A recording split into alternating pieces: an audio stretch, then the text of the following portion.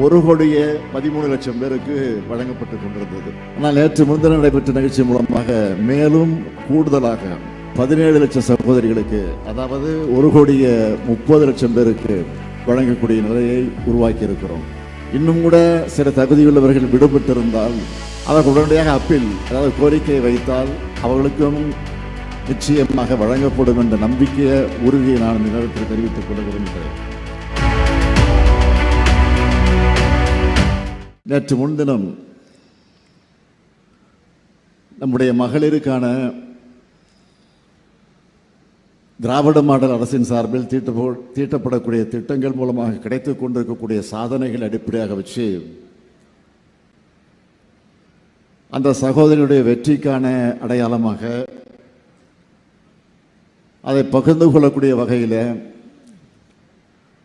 வெல்லும் தமிழ் பெண்கள் என்ற தலைப்பில்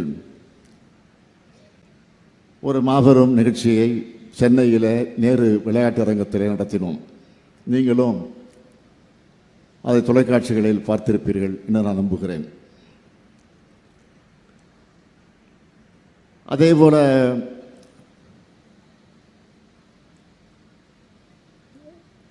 நம்முடைய மகளிருக்கு கலைஞர் பெயரால் வழங்கப்படக்கூடிய மகளிர் உரிமை தொகை,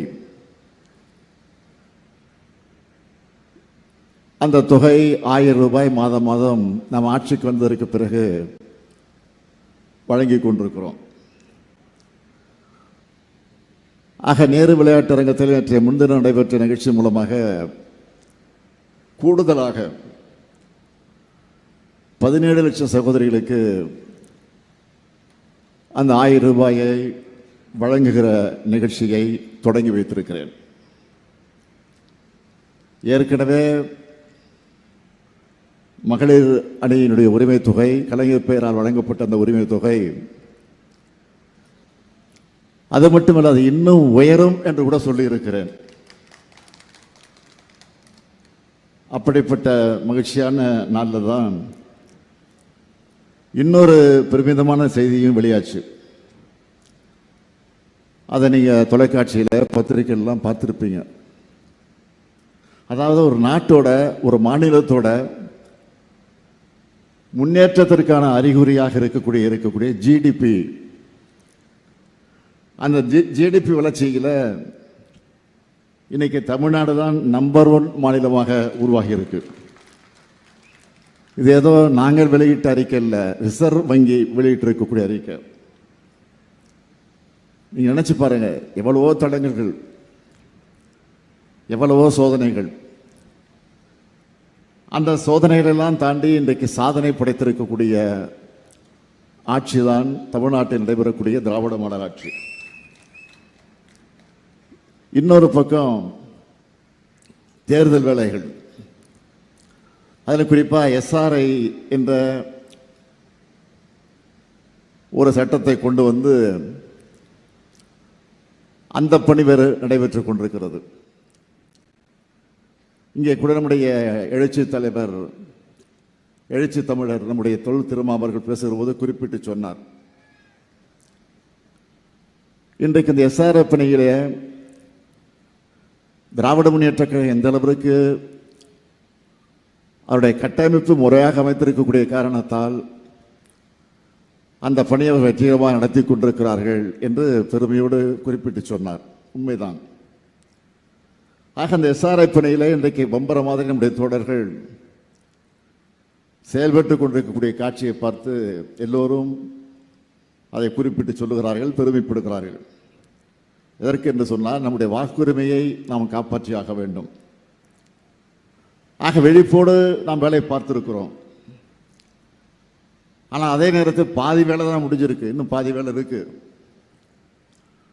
தேர்தல் நடந்து வாக்கு எண்ணிக்கை முடிஞ்சு ரிசல்ட் அறிவிக்கிற வரைக்கும் நமக்கு வேலை இருக்கு, நீங்க மறந்துடக்கூடாது. 2 வாரத்தில் டிசம்பர் மாதம் முடிஞ்சு புத்தாண்டு வரப்போகுது, ஜனவரி 1ஆம் தேதி வரப்போகுது. அதற்கு பிறகு தேர்தலுக்கு கொஞ்ச நாள் தான் இருக்கு. அதனால நான் உங்களை எல்லாம் கேட்டுக்கொள்ள விரும்புவது, நம்முடைய சாதனைகளை, திட்டங்களை, நாம் ஆற்றக்கூடிய பணிகளை மக்களுக்கு சென்றடைந்திருக்கிறது, மறுக்கல. ஆனால் என்னதான் சென்றடைந்திருந்தாலும் இங்கே நம்முடைய தோல் திருமாவர்கள் குறிப்பிட்டதை போல இன்றைக்கு எதிரிகள் நம்ம வீழ்த்த வேண்டும் என்று நினைக்கக்கூடியவர்கள் எவ்வளவுதான் அந்த பணியில் ஈடுபட்டாலும் அதையெல்லாம் வெற்றி கொண்டு கொண்டிருந்தாலும் ஏமாந்து விடக்கூடாது அடிப்படையில் அவர் குறிப்பிட்டு சொன்னார். உண்மைதான். ஆக நம்முடைய சாதனைகளை, நம்முடைய திட்டங்களை வீடு வீடாக சென்று மக்களிடத்தில் எடுத்து சொல்லக்கூடிய அந்த பணிகளில் ஈடுபட்டு அவைகளெல்லாம் வாக்குகளாக மாற்றணும். 7வது முறையாக திராவிட மாடல் ஆட்சி உருவாகி இருக்கிறது என்ற பெருமை நமக்கு வந்தாகணும். தமிழ்நாட்டினுடைய வளர்ச்சியை தொடரணும். அது இதனுடைய பங்கும் அதில் நிச்சயமாக இருக்க வேண்டும். செய்திகளை உடனுக்குடன் தெரிந்து கொள்ள கீழ்கண்ட கேபிள் மற்றும் டிடிஹெச் நெட்வொர்க்குகளில் எம்நாடு செய்தி தொலைக்காட்சியை காணுங்கள். பாதகம் செய்பவரை கண்டால் நாம் பயம் கொள்ளலாகாது பாப்பா. மோதி மிதித்து விடு பாப்பா, அவர் முகத்தில் உமிழ்ந்து விடு பாப்பா. அண்மை செய்திகளை உடனுக்குடன் தெரிந்து கொள்ள இணைந்திருங்கள் எம்நாடு தொலைக்காட்சியுடன்.